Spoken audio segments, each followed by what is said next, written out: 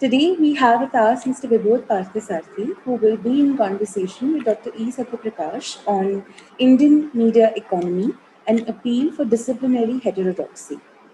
Vibodh sir has been leading research in media policy in India and is founding faculty member and associate professor at the Center for Culture, Media and Governance, Jamia Millia Islamia, New Delhi, India. His visiting positions have been at KU Leuven, U of Queensland, U Helsinki, and Indian Institute of Technology, Bombay, among others. He is currently CMDS visiting fellow at Central European University and SASNet affiliate researcher at London University.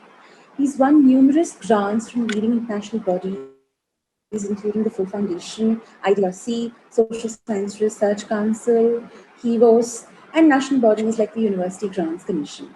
His interests lie in media regulation in the longue durée, experiences of digital transitions, and media policy of business as a knowledge enterprise.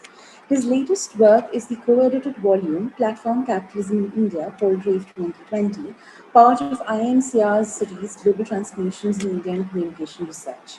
His earlier co-edited works include the critically acclaimed double volume, The Indian Media Economy, Oxford University Press 2018, the basis for this talk, I believe, and the triptych Communication Processes, SAGE 2007-9-10, which charted out the field of media studies in India.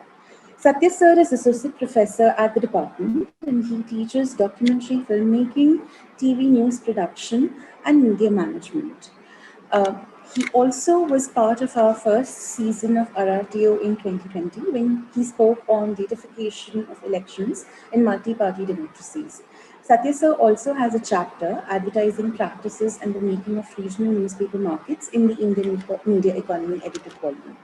Vibodh sir has prepared a reading list for us, which I will be sharing along with the link for the edited volume in the chat shortly. Hello, Vibodh sir, Sathya sir, welcome. Over to you, please. Thank you, Devina. Thank you very much for the introductions. Welcome, Vibodh, to the second phase of our RTO, which apparently is in the new mode, the conversation mode. So we'll try to start this, and we'll see how it goes. Uh, uh, and welcome to all the participants. As far as I know, Vibodh is the only person who has consistently worked on media policy, media regulation for almost 2 decades, and also on media literacy. And he has extensively published in those areas.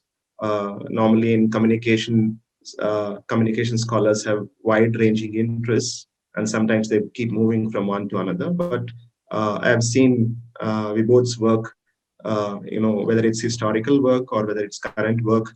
One of the defining themes has been policy regulation from various perspectives. So welcome, Vibodh. So to warm up and to begin with, can you just please tell us your area of interest within what we call as the broad field of media studies? So what are the specific areas which you have been keen and have been working on? Right. Thanks, Sathya, and thanks, Devina, also for the introduction and the department at Hyderabad. It's good to sort of meet everybody there, old friends, hopefully newer friends as well. I just saw a chat message from Vinod saying hi, and since I'm a bit slow, I'm generally a bit slow, but I'm slow, especially on the chat mode. So I'll respond to Vinod's hi with an equally warm hi from this side. So my sort of areas of interest have been, I tend to sort of put them across in terms of media policies / business, because I see these two areas very deeply related. And within this broad field, I have been interested in, incorporating history, both as a substantive sort of subject of study, but also more as history as method. Because for me, I think whether one is looking at the evolution of policy or looking at different configurations of of the media business, I think the historical perspective perhaps is something really important. It's for me also an area of interest because I like to try and examine what's happening so-called in our era in terms of where did those dynamics actually emerge. Yeah. But also secondly, I think for me, the kind of historical approach gives space for a long range analysis. Yeah. You know, I'm interested in, looking at, for example, not just policy, but the evolution of policy over a considerable period of time. I'm interested at looking at the evolution of configurations of media business across sectors, not just in within sectors. Yeah. So it sort of offers the historical method offers a very wide canvas, a very ambitious canvas to sort of try and look at our field. Yeah. More recently, I've been sort of interested in the whole idea of state formation. Yeah. So to take the whole debate to a sort of more abstract level, yeah. What does the study of media policy and the study of media business tell us about the nature of the state in India? Colonial state, late colonial state, and of course the state post national liberation. Yeah. So that again is part of the canvas, perhaps in this case more vertically, to try and see what we see as different segments of the media and how is that related to the changing nature of the state itself. Yeah. So that's kind of broadly sort of my areas of interest. Yeah, economic sociology has been, in terms of discipline, if we cut the whole thing, then that's been a kind of perennial sort of interest here. And I guess we can talk more about that as we go on.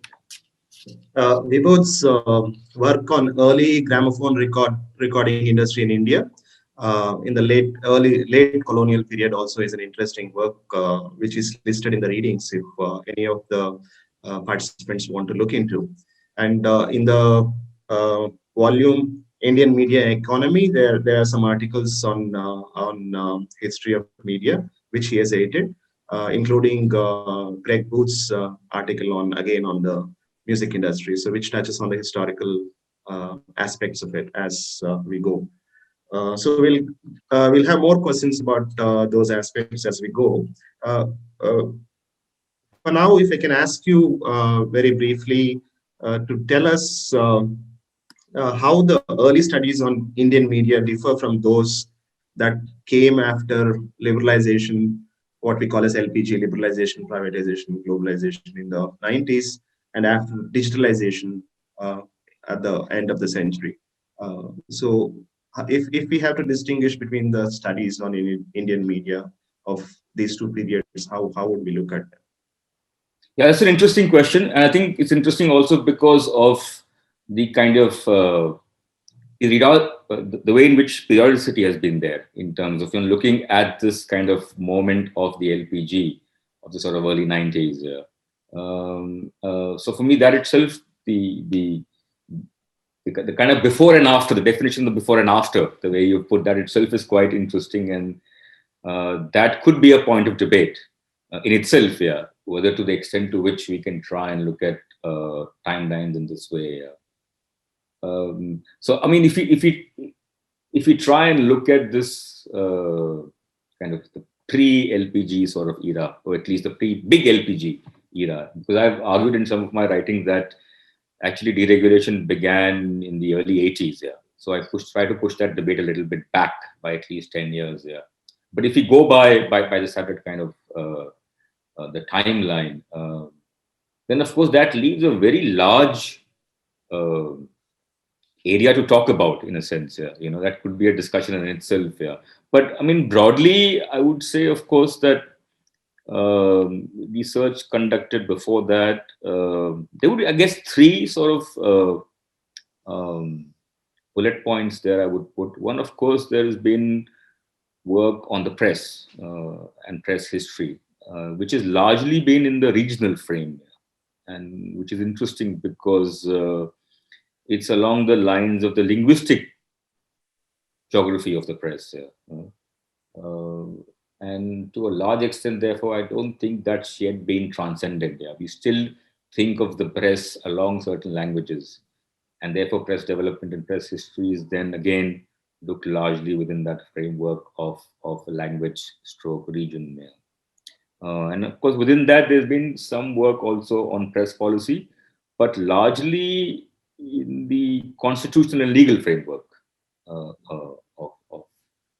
You're suggesting press commissions and yes. all So, those. for example, J.N.S. Raghavan's work and so on and so forth. It's kind of the kind of arena of policy in a sense is limited to what the constitutional framework provides.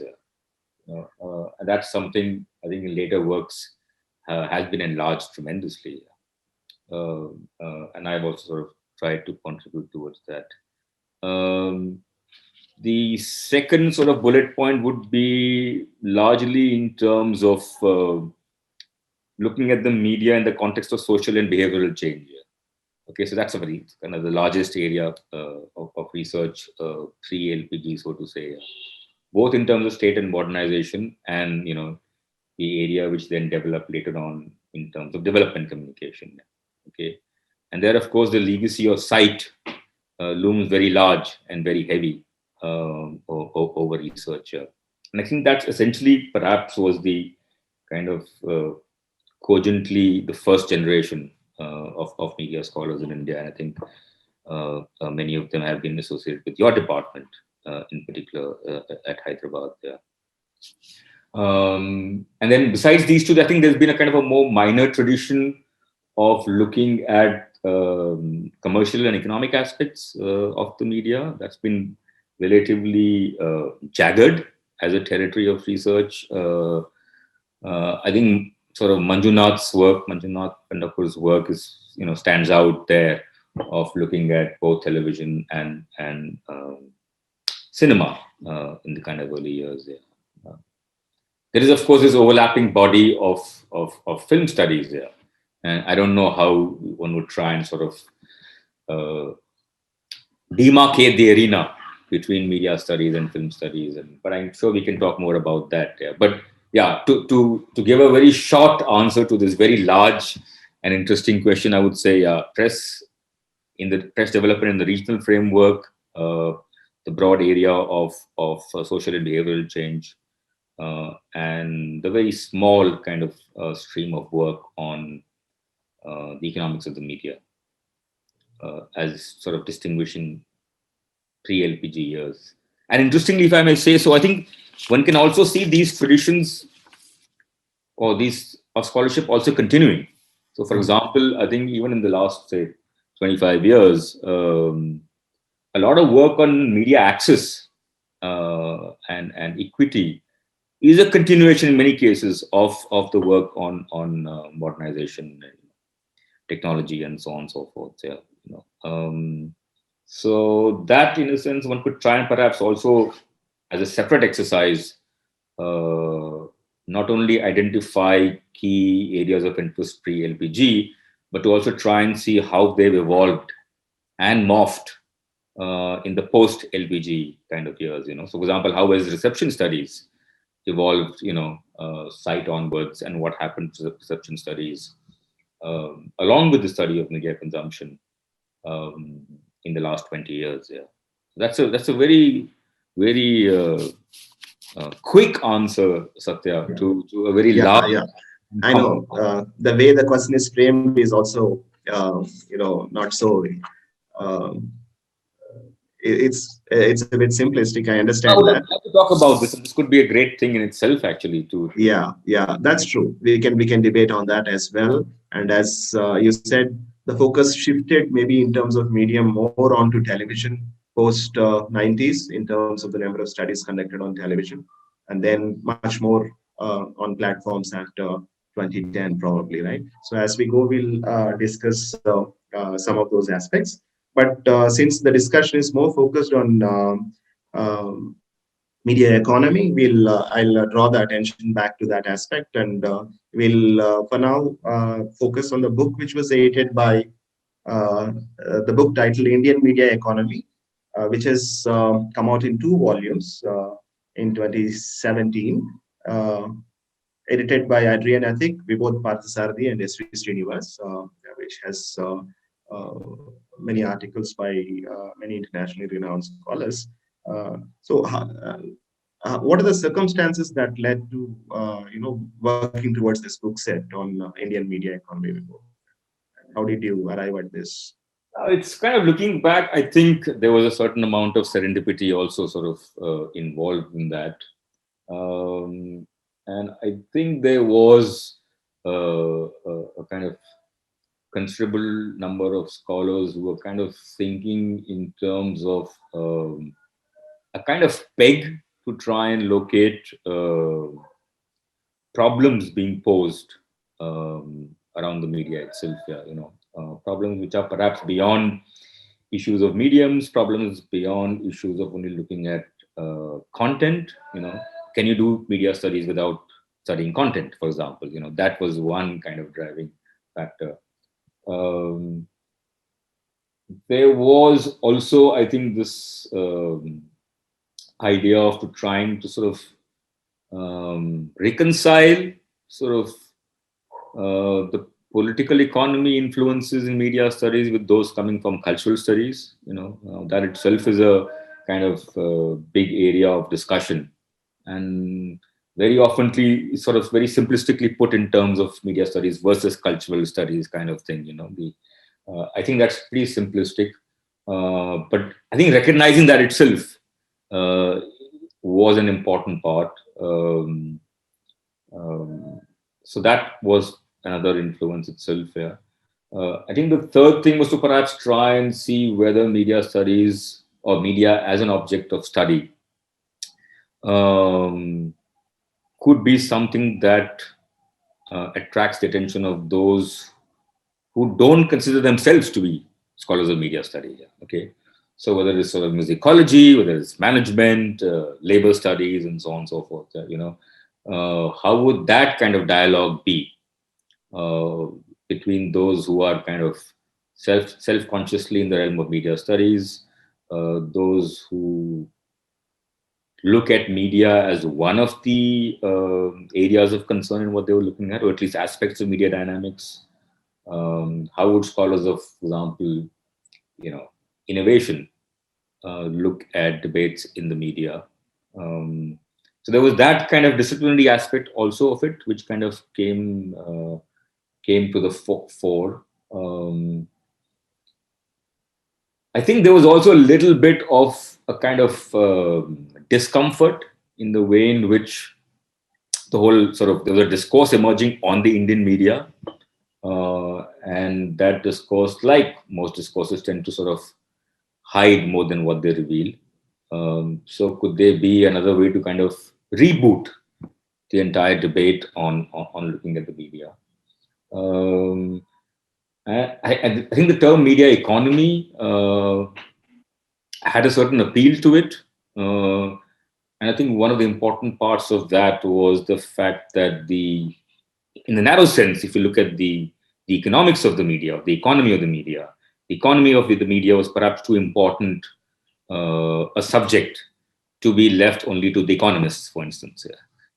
So what would the sociologists and the political scientists and those from other areas actually have to say about the kind of media economy in the narrow sense?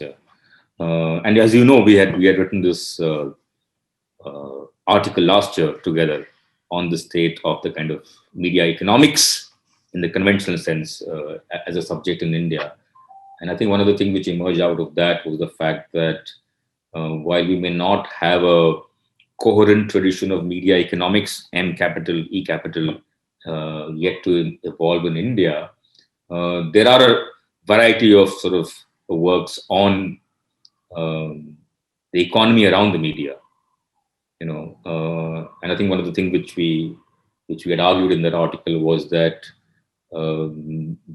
that was largely because of a certain kind of heterodoxy in understanding the idea of the media economy. I mean, even the three of us wrote the piece. I mean, you, myself, and Sunita Chitrapu, we ourselves had a different idea of what could this object of study be.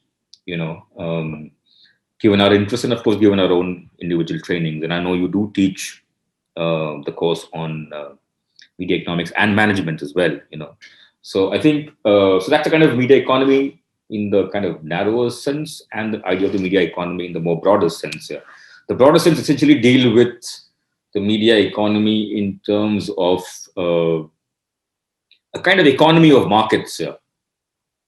And there again, one is trying to use the word markets um, in the plural. So it's not purely commodity and geographical markets, but markets of loyalties, markets of skills and so on and so forth. Yeah.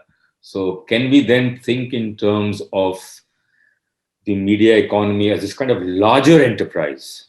It could then act as a reference point, without kind of getting too caught either in the media aspect of it, or getting too caught in the fact that this is something which is only to do with economic dynamics. And I mean, it would be good to hear your sort of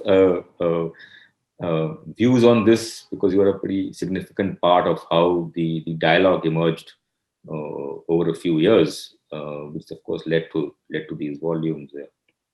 But that in a sense became, I think it became a point of confluences of many sorts, at the level of discipline, at the level of interest, and of course at the level of emphasis of scholars who are, I guess, I would say, variedly pleased or variedly displeased with the way in which the field has been evolving in India. Yeah. So and so. To add my bit, I think that was they had two conferences, one in New Zealand and one in Delhi, in Jamia Millia, with varieties of scholars, from Ashish Radhyadhyaksha to Lawrence Leong to Gregory Booth, many people from various backgrounds, from media anthropology to media activism, to varieties of people participated in it, and that's of course that brought in a lot of approaches to what they were doing within the broad rubric of media economy. So multiple perspectives to studying media economy was can be seen in this particular volume if you read the works from perspectives on labor and varieties of them. To continue with that, if we can ask you, Vibodh, what are the broad approaches to framing issues related to media economy? When it comes to approaching media economy, has political economy approach been too dominant, especially from a disciplinary perspective? Is there a need to balance it with other approaches? Yeah, I mean, that's a kind of important kind of perhaps introspection all of us should be doing. I won't say the PE approach is dominant, but it's definitely prominent, in a sense, but at the same time, uh, even when we were thinking about this, all of us together, is that there is perhaps a realization that there are many sort of approaches within the broad area of political economy. And very often we tend to sort of confuse or perhaps conflate the dominant tradition with the totality of what the media economy as an approach can kind of stand for. And I think the discussions on this were quite significant. So I mean, there are been colleagues who not only cognizantly sort of come from these different traditions, some from the more sort of orthodox ones, some of them who are looking at or extending the arguments to the political economy of culture in particular, and within that, locating the idea of the media economy. So I mean, prominent, yes, not dominant as the PE approach. There were, I think, a pretty conscious attempt to sort of look at ethnography, also as sort of one approach to understand the media economy from below, from inside, whichever way one sort of can talks about that. Yeah. And that again then sort of opened up debates in terms of the kind of influences that we have seen the study of media, drawing ethnography, have largely been from those who sort of self-identify themselves in the cultural studies tradition. Yeah. Okay. But then again, the idea was to perhaps go beyond this kind of binary. Yeah. Can they be a kind of analysis of culture which goes beyond symbolism and interpretation? Yeah. Okay. So that's one kind of emphasis which was there. I think it's very much there in the first volume. But also, is it possible to look at the economic dynamics of the media, the commercial dynamics of the media, from perspectives which are normally not associated with that? So I mean, there is a kind of an anthropology of the media business, so to say. What would that kind of contribute to? So I think there was a clear consciousness of sort of traversing different kinds of divides, and I think that is very, very. I think all of us are very fortunate to have scholars in the group who are very open to sort of aware of the boundaries, and then be open to traversing them. Yeah, and of course being open to different kinds of influences. Yeah. So I think that made it much more kind of broad spectrum, heterodox kind of take in that. And I think what also added to that was even those who were perhaps relatively more rooted or wedded to their own kind of disciplines, were within that framework itself. They were interested in looking at the more minor traditions within their disciplines rather than the kind of dominant traditions and so on and so forth. That's why, so the whole emphasis on economic sociology, which is both a minor tradition in the study of economics and that of sociology, that became a kind of important part. They were economic geographers. I mean, Doug Hill is an economic geographer, and therefore he brought different kinds of understanding to the study of not only media infrastructure, but also the study of what leads to the creation of certain kind of meaning. When he looked at film exhibition, so it was a kind of it was kind of an open house. Political economy was something which was an undercurrent. I think that also kind of reflects what's happening more globally. I think for a large part in the 90s and the early 2000s, I mean, political economy actually was a bad word. It was not something which was used or evoked very often, not only in media studies, but even, say, in mainstream economics and so on and so forth. Yeah. And I think post the GFC, the global financial crisis, there's been, I think, in all areas of research, a kind of return to or a revival of political economy along multiple traditions. Yeah. And I think perhaps that openness, I think, has been pretty significant feature of debates on PE in the last 10 years, compared to, let's say, debates, until the 80s and so on and so forth, which was still very much in the kind of orthodox confrontationist kind of tradition. Yeah. So yeah, that kind of opened up this area for us. Yeah. What I also noticed at the conferences is the number of scholars from Australia and New Zealand who have been interested in Indian media. The number seems to be quite high from these two countries, and they have been contributing significantly, at least in the last one decade. And if we also realize that Robin Jeffrey is also, from the same, from Australia, but from an older generation. Um, Moving ahead, if I can ask you, if you look at media studies of late, this idea of decentering media as a methodological ask and theoretical sensibility has gained traction. Even in film studies, they've been talking of decentering film or decentering media, and the same is happening across media studies. So, what would be the purpose and advantage of decentering media?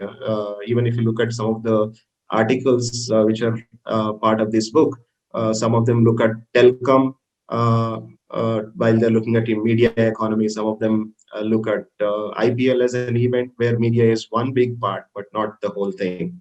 So, what is this whole idea of decentering media, and how?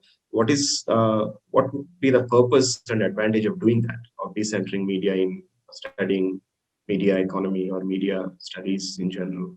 Yeah, I mean, that's again a kind of a big question in itself in terms of both what do we mean by decentering and the implications of that in terms of study of the media economy. And I mean, the debate, of course, is very well known to everybody, I guess, on this forum. Yeah. I think one of the emphasis which has excited at least me is to perhaps try and locate the context within which media tend to function.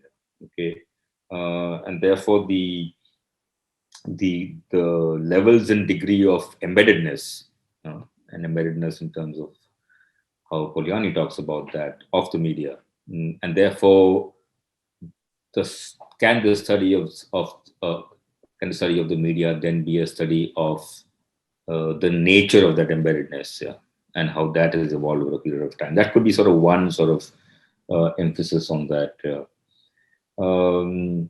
I think the other emphasis which is there also is in terms of um, the extent to which there is this kind of medium centeredness of of in the study of media studies, which itself is sort of can seem to be a bit of an oxymoron in a way, that how can you have an object, how can you have media studies where the object is not centered to the enterprise? That's one sort of way of looking at it. I think the way it has actually unfolded is, if I take it a bit further, is in terms of this whole idea of associating even the study of particular mediums only with the study of content generated through those mediums. Okay, extremely prominent in film studies in India. It's been there almost for kind of 20 years, and as you're saying, the kind of move has been there a little bit more late there. So, how do we then sort of construct an object of study which doesn't put the technology and the medium as the center of the appeal, so to say, you know? Um, and therefore, what kind of questions could we ask if you are talking about the idea of sort of decentering here? And because you might then ask different types of questions, is it then possible for us to bring in different types of methods to answer those questions rather than sort of, a more uh, a predefined bouquet of methods that we have there? I think the other thing which is also the fact that mediums themselves tend to be pretty unstable. So television as a medium as it exists in the digital cable and satellite era, perhaps even as a medium was something very different from that in the early 70s. Yeah. Okay. Um, so for me, if one then tries and decenters the media itself, then one is able to account for changes uh, in the medium which we're trying to study. Yeah. Okay. So yes, even today we have newspapers, but they are on the screen. Yeah. Okay. They are not sort of on paper and so on and so forth there. But that does not mean that um, we continue perhaps posing the old kind of questions. Yeah. So that part I think is a little bit also interesting in terms of the advantages uh, of sort of decentering the media. Um, the emergence, I think it also gives a perspective to the emergence of media technology over a period of time. They're just like, so one doesn't begin with an object of study in a priori kind of manner. Yeah. That development of that medium itself is very central to what we're trying to study. Yeah. I agree with you. Yeah. If you look at the book, I think it volume one has this section on embedded process, and volume two has one section on integrated commodities, where I think they discuss in the book, the word embedded simultaneously means both disembedding and re-embedding. So the idea of decentering is with a purpose, right? So that you can again recenter it at some point, not to totally give up on it. So both those sections, including the section on integrated commodities, the intention seems to be that. So it's to deflect it for time being, so that you don't get uh, too focused on that part. But eventually, you bring it in. I think another interesting thing, and it's good you raise this about the book itself, is the fact that how would we then organize a book on the media economy? At least these two volumes, what we did was to try and perhaps look at some basic concepts there. The idea of labor, capital, commodity, as you said, consumption, and then within that, then try and look at perhaps different types of objects of study, different dynamics, and so on and so forth. Yeah. So perhaps that could be one way to sort of to conceive of the idea of decentering. Yeah. That may not be the only way, but perhaps I guess, given our sort of engagement was with the wider sort of social sciences, perhaps to bring in these basic concepts and use them as a lens rather than any other kind of lens which is more centered around a particular kind of medium or a technology. That then I thought would sort of make it also more appealing to readers who are not necessarily interested in, ideas of particular medium, but they're interested more in the questions based upon these more fundamental concepts. Yeah. So that could also be a way of sort of reaching out in a sense. Yeah. And that was pretty conscious all through. Yeah. The study of Indian media economy, much like media studies, have tended to focus more on current circumstances. That has also been one of probably weaknesses of communication scholarship, to focus more on the current.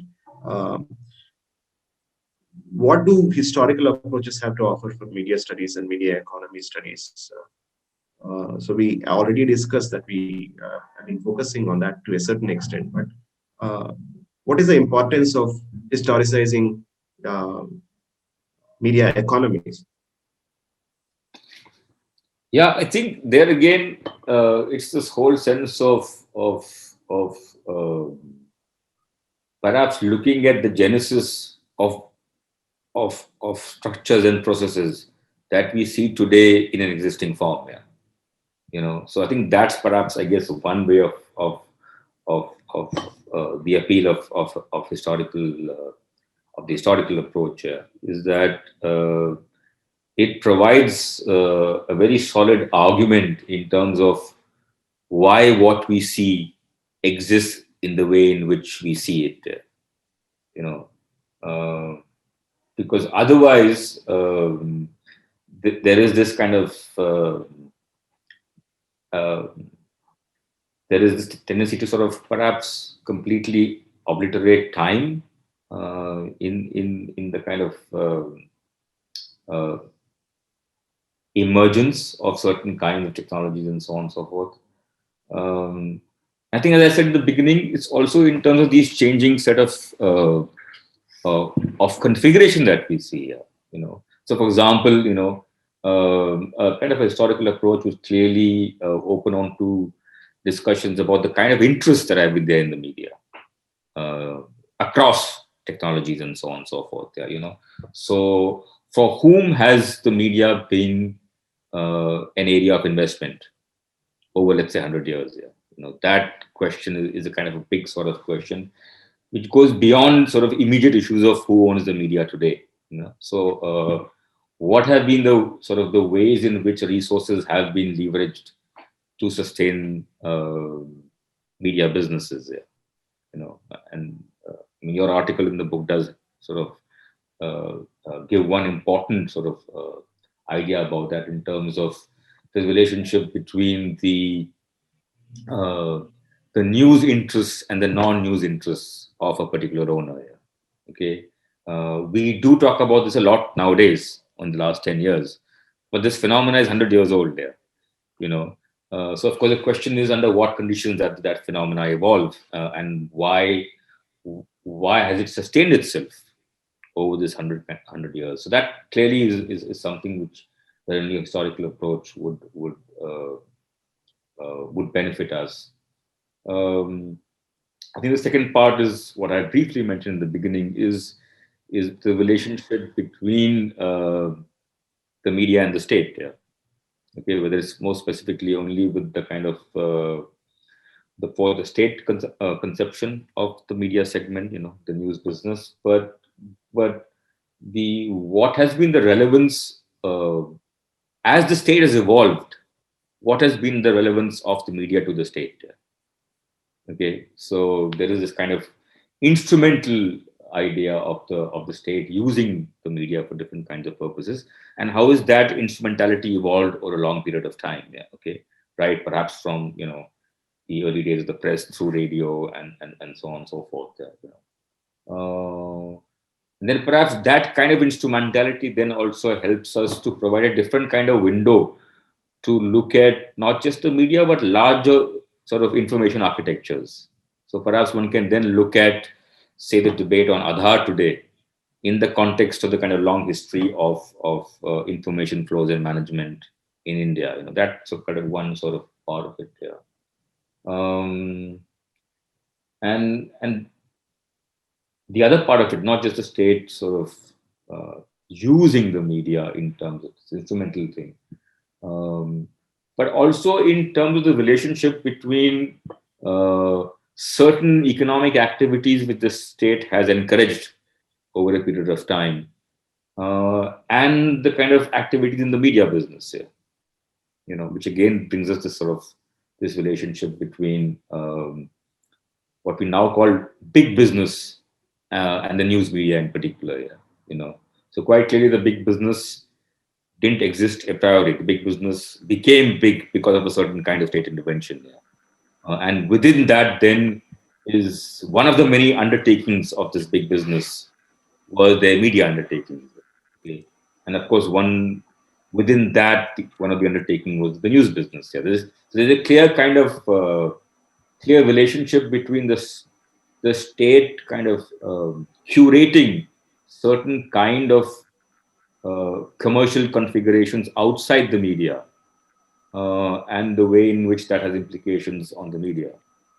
I think what we are seeing, in a sense, in terms of the kind of rapid growth which, for example, the Reliance Group has taken in the media, in the entire media economy as a whole, in fact, right from television to cable to telecom and platforms and so on and so forth. So, so that could be seen as one sort of as a kind of history of entrepreneurship, which is the more kind of liberal way of looking at it. But another way to perhaps look at that is in terms of the kinds of encouragement that particular commercial entities have got through deliberate policy of state action over a period of time, and not just in the media sector, but perhaps in other sectors as well. Yeah, so the kind of transformation of Reliance from a textile group to a petroleum group to a information group, clearly the state has a role to play in that entire sort of transition. And therefore, a study of geo perhaps in itself may not tell us something very exciting. more than what we know if we read, for example, newspapers. Yeah. So that then is perhaps the idea of the appeal of the historical approach. And I think that perhaps needs to be done much more than what it's been sort of done there.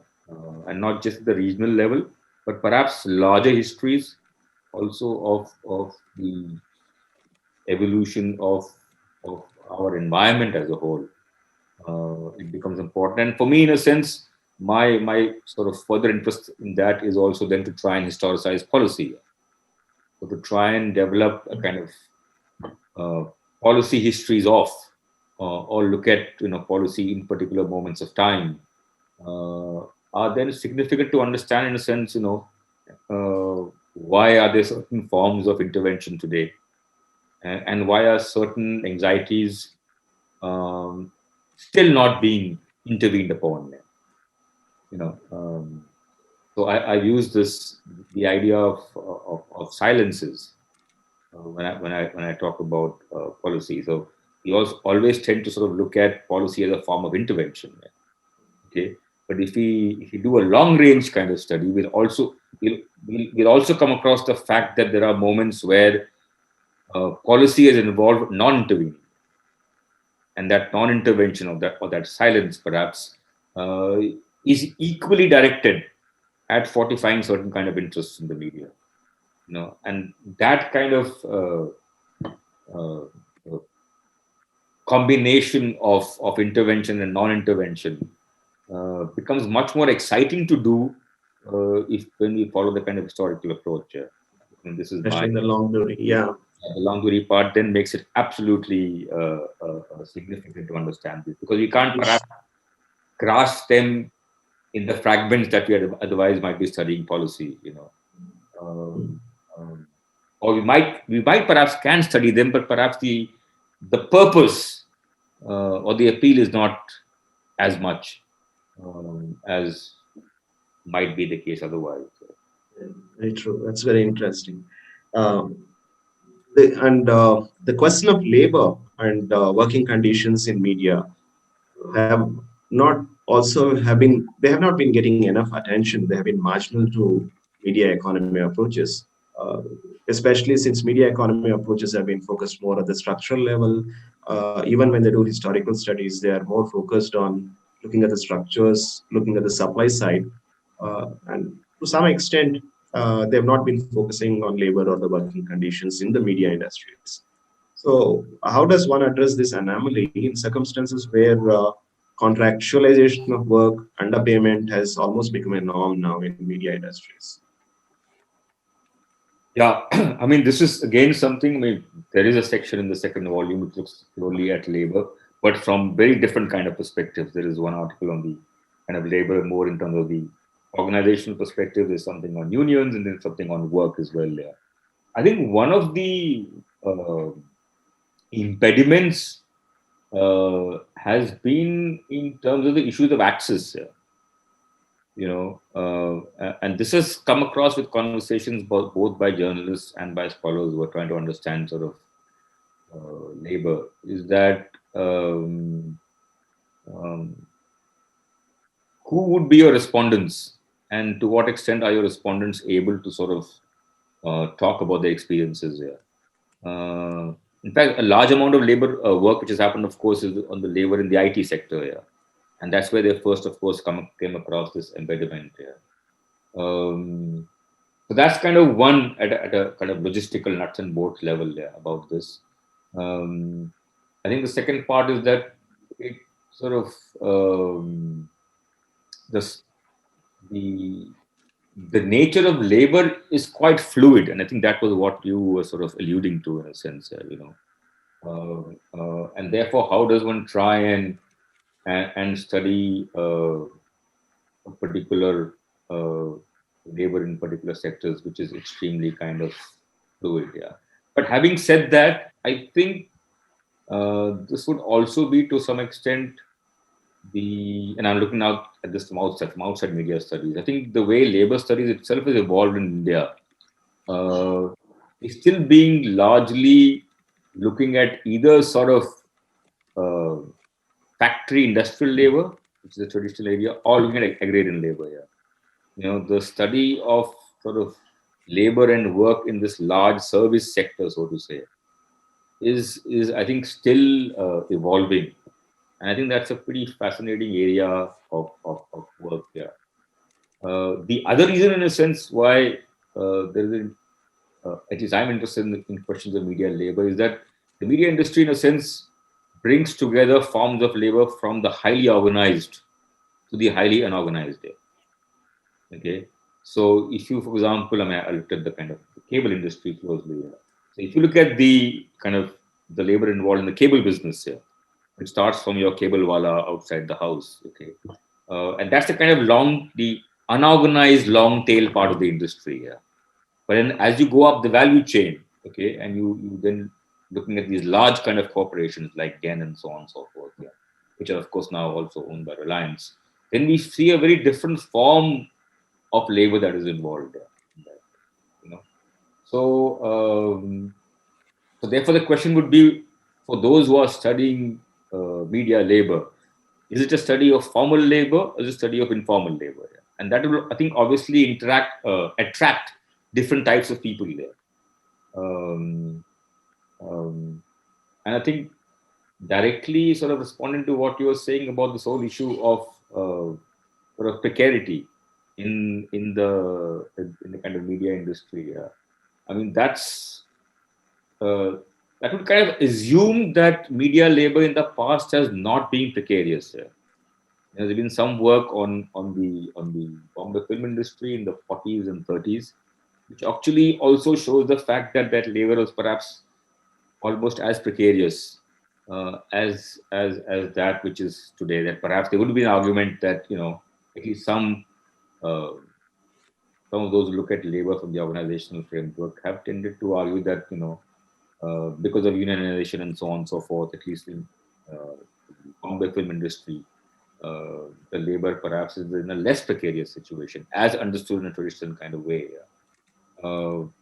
But I think this is perhaps a significant part of it. And the last piece to that, of course, is the whole study of audience labor. And that is something which then that's a kind of nowhere land between the study of labor and the study of consumption. So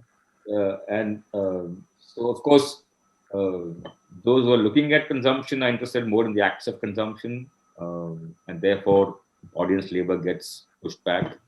And those who are looking at labor are largely looking at labor from the point of view of production, rather than the labors involved further down the value chain. So I think there are some interesting kind of areas which have emerged not only as a focus for media labor, but also to perhaps try and rejig what would amount to a study of labor when we are talking about the media economy. I think that fundamental question is also perhaps more exciting to me. Where do we look for labor here? When we're talking about. After Dallas Smith and his concept of audience labor took off, I think even of late in the digital sphere, some people have been working on the audience labor part of it. So we'll come back. Maybe we will wrap it up. Maybe in one or two questions. I think I get a signal from Devina. So what are, quickly, if we can look at what are the gaps? I think labor, we can identify it as a gap, or historical approaches as gaps which needs to be filled up yet. So apart from historical approaches and labor, what are the other gaps in media economy approaches which needs to be addressed? That's a huge thing. I think you should be in a position to answer that, actually. Yeah. But I mean, I think I would try and perhaps put my finger on two kinds of things. I think one is the fact that perhaps there's been an insufficient engagement with hard economics. So while this kind of more economic sociology has been the kind of set the ground, I think there is a need for an engagement with sort of hard, so-called quote-unquote issues in economics, competition law and so on and so forth. I think that those issues become important there. When you look at the so kind of more mid-range sort of media economic kind of issues. There's been focus on the micro and on the macro, but kind of mid-range sort of more classical industrial economic stuff. I think that is something which I think needs to be paid attention to. And I think in terms of perspective, I think there needs to be a real engagement, I think, with feminist work in media studies. Yeah. I think that's been a kind of a bit of a gap as well in terms of that. Yeah. Because I think some exciting work is kind of coming out of that. And I think feminist scholarship in India has a far richer legacy in itself, which I think has not been drawn on by different kind of fields of study, uh, as perhaps it might have been required there. Um, and I think that would be an exciting sort of thing to also try and look at in terms of uh, how do those methods and questions raised by sort of feminist scholars, how can they be posed at the media economy? And I think that would be there for a kind of a very strong um, horizontal expansion of the basket of questions that are there in a sense. So yeah, I mean, there could be many more sort of gaps, but I think these are the two which immediately Important. Yeah. come to my mind in terms of influences which would actually enhance the enterprise of the media economy as an area of study, both horizontally and vertically. Uh, So I'll wind it up with one last question. And if you look at the academic contributions towards media economy, especially not media studies, um, at the dawn of the digital turn, they have been more focused on legacy media institutions. And of late, the shift has been happening to media platforms, and the studies of media platforms have also increased. And given that you have worked on a book volume on digital platforms, how can you just sum up the kind of work that's happening in this area at the turn, of the century, and the focus of media economists is more on platforms than on media legacy institutions? yeah, yeah. So I think what is there again for me, one of the risks that platform studies actually carries is that it sort of unconsciously or even subconsciously brings back this kind of media centeredness. Yeah. Okay, and that's perhaps something to try and watch out for. Yeah. And therefore, perhaps the question to raise was, and I have a little section of that in the uh, in the first chapter of the book on digital capitalism, um, um, is to perhaps try and look at the platformization actually a different kind of media businesses. There again, the emphasis clearly is on the historical part here. So one doesn't Hmm. take platforms as given that they emerged out of nowhere and landed up, but there is this kind of complex techno-commercial and regulatory processes which over a period of time led to this thing what we now in retrospect call platforms. Yeah.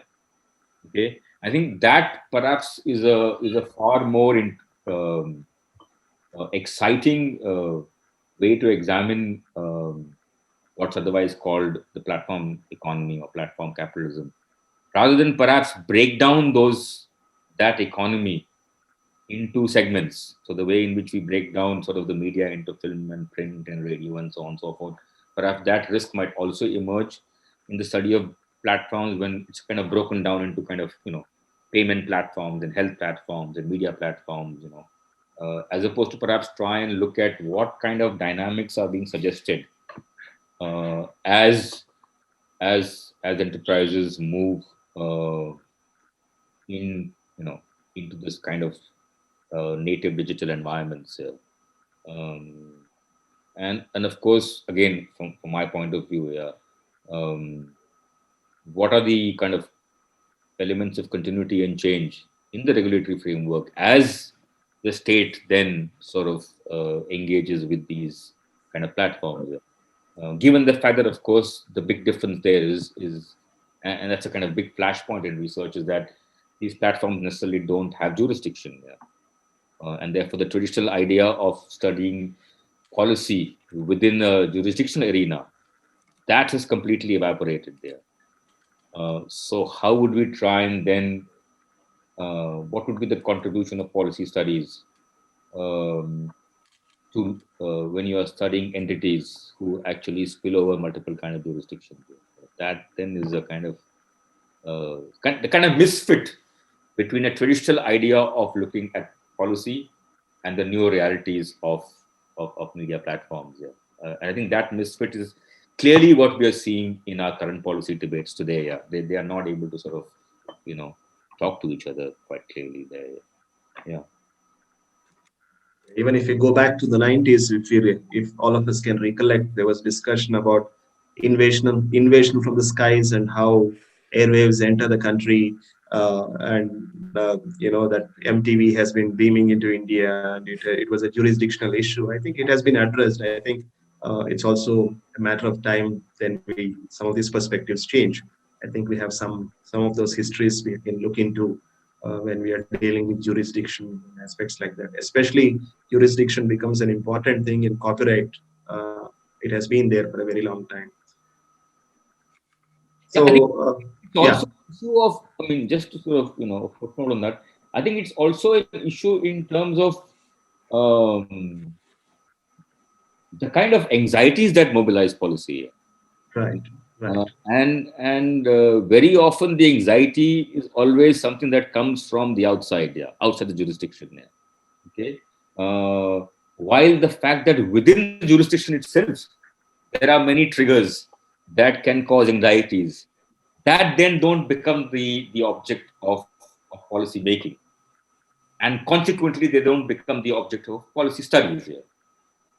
So I think if we have a more kind of if we try and give emphasis to different kinds of anxieties, then perhaps the kind of policy analysis we come out would be very different there than responding only to the kind of dominant anxieties which are there at a particular moment of time.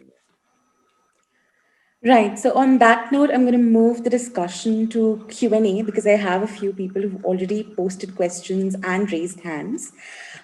So thank you so much, Vibodh sir, Sathya sir. The conversation focused on interdisciplinary approaches and methods to enrich the study of various aspects of media in India, a much needed pluralistic approach to studying the Indian media economy, as also delineated in the edited volumes. So we'll have live questions from Zoom meeting participants shortly, and I will ask you all the Zoom chat and FB live comment questions towards the end of the meeting. I request other participants who haven't already raised their hands to raise your hands, and I'll announce your names in order. In case you can't, you'll find the raise hand option next to your username, or scroll down to the bottom of the screen to the Zoom activity controls and click on participants. You'll find the raise hand icon there. Next to participants' usernames. And if you can't raise your hand, or if you don't want to come online, you can text your question via personal message here. Kindly turn on your microphone and video depending on your connection. When it is your turn to ask, please keep your questions as brief as possible so we can have maximum interaction. And we are not going to take questions for more than 5 minutes since we are already over time. And I'm sorry, I'm going to request that as well, with all to the speakers as well as to the viewers here. Please bear with us for the next maybe 15-20 minutes. We're going over time. And you can direct your questions either to Vibodh sir or Sathya sir. So I think starting with Vinod sir, Professor Vinod Pavrala is Professor and UNESCO Chair Professor for Community Media at the department. If we could have your question, please. Hi everyone. Hi. Thanks a lot for that fascinating conversation with Sathya. I think it provides an excellent introduction to those interested in studies of media economics. And as both of you have pointed out, it's a field that's just building up within the Indian media studies, and I'm sure both of you have contributed quite a bit to this emerging field. My question is, as someone not so immersed in media economics, I sometimes miss the normative element in uh, critiques of capitalism and media capitalism, that I looked at. Uh, I mean, mention was made of economic sociology, and you go back to Max Weber, who is kind of credited with, being the father of economic sociology. Despite what people have attributed to Weber, the value-free science thing, there is quite a bit of the moral in Weber's sociology. Uh, but you also look at work of E.P. Thompson, for example, uh, from a history perspective, or from an anthropology perspective, something like Jim Scott's work on the moral economy of the peasant, uh, Nick Coldry's work on voice politics, and so on. I'm wondering, where does the moral economy come in? I mean, am I missing something? Am I not looking at the right places?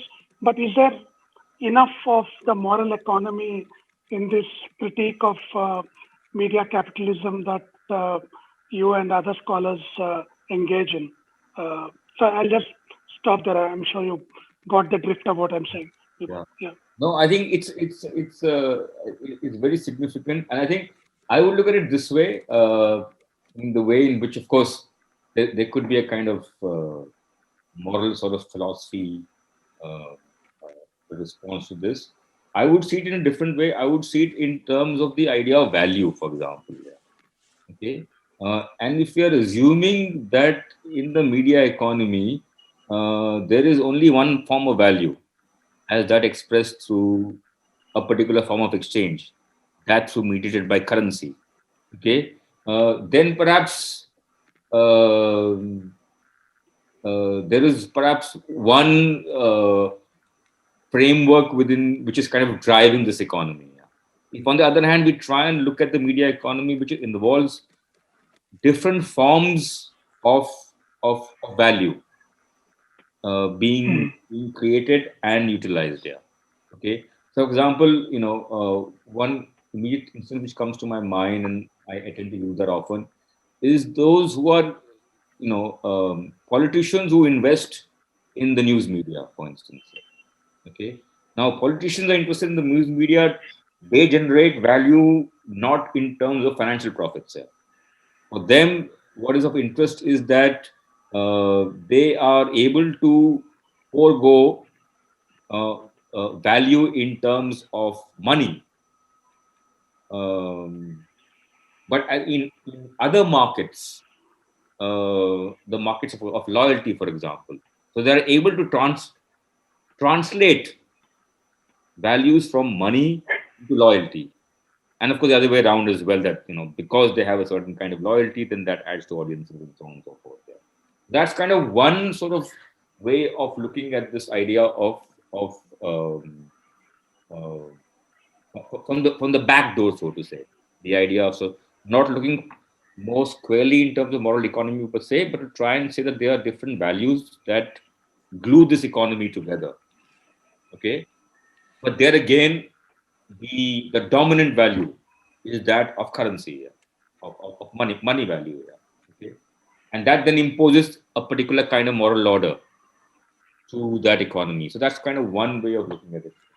The other way, for me, and I mean, just as a bit of a footnote, I mean, for me, I kind of start off more from Polanyi rather than going back further into Weber, because I think by that time there was a kind of a sense of the 40s of what would be this kind of modern economy that is emerging there. And therefore, I mean, what Sathya also emphasized, the whole idea of kind of embeddedment and so on and so forth, that is pretty central to the way in which we look at the media economy.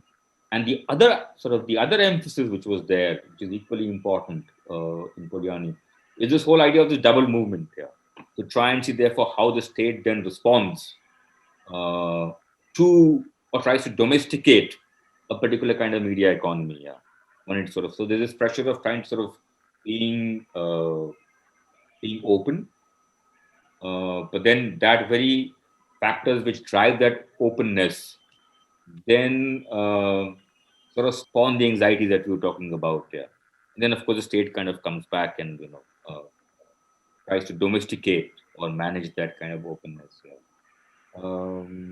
So perhaps in that debate, when he's trying to look at this of the media economy from the vantage point of the state, and more specifically in terms of regulatory intervention of the state, which of course you yourself have know a lot about and have worked about, perhaps that could be one point where there could be, you know, a kind of moral order being looked upon, yeah, as something to be assessed in itself. Yeah, you know.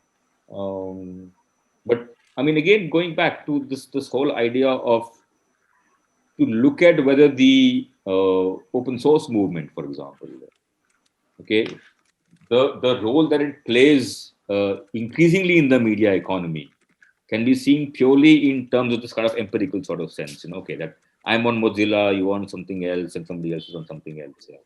But that the way in which the open source sensibility has shaped different aspects of exchange and transaction in the media economy, that is perhaps the larger kind of question we need to pose. And in posing that, it will be closer to the kind of concern which I think you are rightly raising in this case. Yeah. Yeah. So it's a roundabout answer to your question. It's not a direct answer to your question, but I think given the kind of concerns uh, that kind of I've been grappling with, I would see that as being the kind of most productive interface here with the question. Mm. Yeah. And thanks Yeah, for your thanks plug. so much. Thanks for your plug of the book. I see it in the thanks very much for that. Yeah. Right, thank you. So the next person we have is Preeti Raghunath, Dr. Preeti Raghunath, who's an alumna of the department and is currently with Symbiosis Institute of Mass Communication, Pune. Hi, sir. Well, to contextualize, in my own work, I do media policy. This is about media policy. And I do media policy in three ways. One is a historiography, the other is an ethnography, and then thirdly, a bit of heuristics. So my question to you is, with this current spate of technology policy developments that we're seeing, I mean, there are all kinds of policies that the government is dealing with right now, and the think tank circuit is working overtime in delivering on them, conducting roundtables and things like that. How does one, as a media policy researcher, deal with the sudden spate of developments in the tech policy space? How do you, do you take a step back and theorize, or do you engage with them and, for lack of a better word, compete with think tanks in producing commentary? How does one engage with so many developments happening at such a fast pace? Yeah, that's an important question. It's also an existential question, in a sense, because it raises an existential dilemma in terms of um, who we are talking to and who are we writing for. I think that then kind of becomes important there. I would take what I would call the lazy approach, because I've always sort of followed that. Is that very often things that that happen perhaps the last week or yesterday, that phenomena perhaps needs to unfold a little bit more. And I think Sathya had mentioned sort of a hint of this in something which he had said, I've forgotten, yeah. That what kind of questions would we ask uh, uh, in a scenario where policy formulation is under debate? Okay. And therefore, I would perhaps actually try and wait for some of these debates to settle, because then what tends to happen is that when you talk about competing, for instance, yeah, so there are these think tanks here, okay, who are completely event and agenda based, quote unquote, research, if you call that research, what's coming up. That's kind of one thing. But there's also then, I think in recent years, especially with the advent of long form journalism, there are also journalists who are writing and reflecting upon this. Yeah. So So there are two different types of constituencies who one is kind of competing with. Competing with obviously would assume that all three are raising the same types of questions. Right. And for me, actually, the questions I would raise are not directed at problem solving, which is actually the kind of questions which are being raised sort of elsewhere, Right. So perhaps I would, for me, it would be actually, I mean, I wouldn't like to sort of perhaps compete with these kind of actors, okay, because I'm pretty sure that they are not able to compete with me in terms of what the kind of questions I'm trying to raise. Okay? I understand where you're coming from. There could be a bit of not just a competition, there could be a bit of a perhaps even disillusionment in terms of the lack of an audience for the Right. kind of research which we do, if we stick to the kind of thing which we are doing. Uh, and that, of course, assumes that if we do something else, there'll be a big audience for that. And that's the nature of the academic enterprise. But my approach towards this has been to constantly perhaps raise fundamental questions, uh, and those among those constituencies who are perhaps bright enough to understand those questions would benefit from that, and that will then open a kind of dialogue which is there. This also, of course, includes government as well. One is Right. not including the kind of regulatory folks, at least I've been kind of dealing with in two, three places. So I, in a sense, won't think of this as competition. I would still sort of maintain the kind of media studies, social science hat and raise the kind of question which I want to raise, rather than getting sort of caught into a debate where I really don't see, I don't see that being fruitful in terms of what I kind of want to do here. That's the way I would kind of look at it. I'll stick to my questions and my areas of interest, and incidentally, if those questions and their redressal are of interest to people, they'll be attracted towards that. There, Okay. very well knowing that there is a lag. There is a lag in understanding things, and of course, there's also a lag amongst. There's a lag of the lag of understanding issues, and there's a lack of intelligent people there. Okay, so I mean, I would keep myself firmly in terms of what I kind of stand for. And then, yeah, I think over a period of time, an audience does develop there. So I wouldn't actually start from the kind of demand side and then try and tune myself in terms of what I want to supply. I'll still, in a sense, as a researcher, focus on supplying a set of questions with keeping in mind certain kind of thresholds of quality. And then, like, I think it was Adam Smith who said that incidentally society would benefit with on a certain kind of, I forget his exact word, but he talked about the fact that, uh, in the course of entrepreneurship, society then sort of benefits indirectly. Yeah. And I would sort of take that perhaps more seriously rather than, you know, Okay. That's very reassuring. Thank you so much. Right, thank you. Next, we have Professor Biswajit Das, who's a colleague of Vibodh, sir.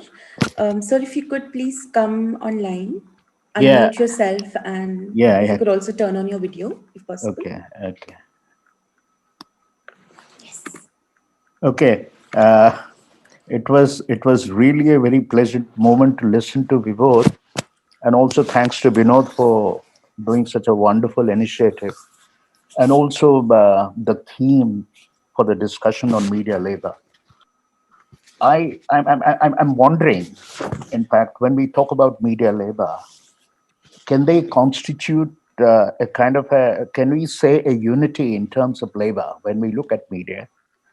Because if you look at the varieties of institutions within media, starting from a newspaper to even the most developed, organizations like call center, and the nature of labor engaged in these different sectors, can you bring them all together? It reminds me of Marx 1848, manifesto, Workers of the World Unite.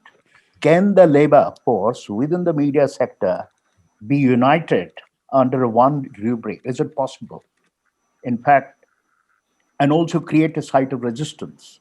Now, for instance, we have seen in the past in Australia, in France, in US, we have seen in Australia all the telecommunication workers, they switched off the long distance calls and made a so that people used all free long distance calls.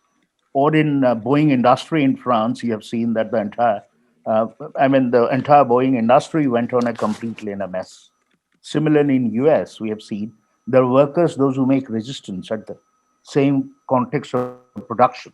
Now, similarly, a television program which is shot here now, for instance, you talked about feminism and so on. Now we see the way the gender portrayal, which we see in television. Now, as a women activist, as a laborer, can I create a site of resistance at the site of production? What I'm trying to say is that can the labor force be united? Is it possible? Look at their communicative efficacies, which is also varying in nature, starting from a hawker boy who gives a kind of a newspaper right at your doorstep to the most specialized skill sets of labor force, which is there in the media sector. So, how do we resolve these contradictions when we talk about media labor? Now, secondly, when you historically sketch the entire idea as domains of labor, you see that you started with the sociological, organizational perspectives. You mentioned about, looking at initially mostly the labor studies were basically about labor commitments. So the factory settings and industrialization, mass migrations you see to Bombay, to Calcutta, the massive movement and flows. Now gradually we went on issue based, like child labor, women labor, and so on. Then came the whole mark historians, those who labor history, labor from below. So that's where history from below the ideas came. But still, then we have not yet resolved the whole tensions within the media sector, along with the organization. What Sathya has been working on management. I think management gives one step ahead in terms of looking at the whole organizational structure of the management and the labor, which has also undergone a remarkable transition. Now, what we see is the conventional notion of labor framed within the questions of modernity. Now we look at the whole aspects of reason and emotions. I see that when we say media, I think one take, you have done already work in this area. So you know about the idea of emotion which was suppressed for decades, that has literally come out, so that we need to also address this aspect of labor. I think today the idea of labor is a highly pulverized notion because labor means a conventional, a production oriented economy where the skill sets we have talking about. Now, what skill are we talking about today? Now, today the skills are your college student, your uncle and aunt, anybody can be a part of that labor force in the media sector. So, where does that skill arise today? I mean, these are larger issues. I think we need to ponder, we need to work in future more and more. And last, you talked about ethnography. I think you interestingly mentioned about ethnography, the idea of ethnography or production. That is what is an entry point where we need to probably look at and see rather than going through the structural dimension that has not resulted in anything. Probably in the future years, we should engage more and more. I agree with the term, the value which you mentioned. I think the future years, we also should talk more about media values. I think the value will be an interesting entry point to work for research. The way the media has occurred today, I think what is missing is value. So that is probably will be an one interesting point of intervention. Thank you. No, thanks, Bishwajit, for this. And I'm very happy that on one hand, I mean, I have both Sathya is a co-author with me, and also Bishwajit is also a long-standing co-author and co-editor. So it's a good kind of screen sharing space for me at this moment of time when we otherwise can't actually have physical presence. I think the big point, which Preet is rightly making, is the fact that the the constituency of what we understand as media labor is something which is so heterogeneous that perhaps we have to take more specific slices of that while defining our object of study, which is as different from, for example, the more homogeneity of labor, which is, say, involved in a factory or a plantation and so on and so forth. So what would constitute media labor itself is something which will require reflection before we can start looking at, we can start sort of thinking of that as a kind of research point of intervention. There is. So in the interest of time, I'm going to move to the chat and FB comment questions. And I'm posting them here for everyone to see, but I'll also be reading them out. The first question is from Prem Sylvester, who's an MA Communications student in Simon Fraser University.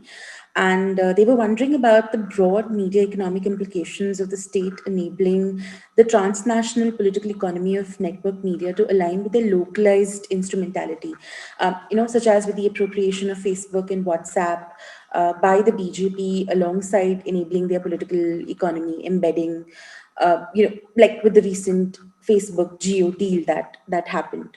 So your thoughts on that, please? Yeah, I'm just going through the question, the broad media economic implications of the state enabling the transnational political economy of network media to align with their localized instrumentality. So this is again, I mean, perhaps one lens to try and see this is through the whole idea of kind of, how do you domesticate a transnational media economy? Okay, I mean, that is perhaps the challenge which at one level is being faced by companies themselves. That how do you domesticate your offerings? That there's a long history of that in the study of sort of multinationals and so on and so forth. Well, the other part which is now sort of emerging is that how does the state, in a sense, domesticate the behavior of these sort of, not only are they transnational players, but they're also network players. So that kind of transnationalism is perhaps something unique to what we are dealing with there. And yeah, I really don't have a ready answer for this in a sense. This is also perhaps kind of question which also I think Preeti was alluding to. These are things which are still sort of in a flux. And I would actually just sit and enjoy the flux and see, different people trying to grapple with it. But the question, of course, there is, we can distill to the question of domestication, okay? Or perhaps, what to put it in a very different way, what are the what are the gaps between debates on governance within the national framework and emerging debates sort of on global governance? That's the other way to try and perhaps put it. That would be my kind of response rather than the answer to the question by Prem. Thank you for that. The next two questions, I'm clubbing them together. One is by Archana Kumari, who is assistant professor at Central University of Jammu, and the other is by Dr. Bikram Jaina, who's the director of Center for Adivasi Research and Development. And they're both sort of talking about media, politics, and in a way, what Vinod sir was talking about, the morals and the values, and how can we sort of take care of the ethical as well as economic considerations in these aspects is essentially what these two people are trying to ask. Yeah. So, I mean, for me, this is always interesting, is that somehow the media as a kind of constituent of the economy is to a large extent sort of burdened with this issue of ethics. I mean, we immediately think of ethics when we think of the media. We don't perhaps as immediately think of ethics when we're talking about other kind of industrial activities, although now increasingly with the kind of bio and nano sort of emphasis, those issues of ethics are kind of coming there. So, and having said that, then the next question, of course, is that the risks to these ethics, whichever way they are kind of internally constructed, seem to be largely coming from formal political players. Okay, and then that essentially goes down to, at one level, the kind of, the separation of powers kind of thing. Yeah. So if we see the fact that we look at the kind of these political actors as kind of constituting the kind of first estate. Yeah. But then the fourth estate are also kind of equally perhaps reined in by them. Yeah. So that could be one way of sort of looking at that. Yeah.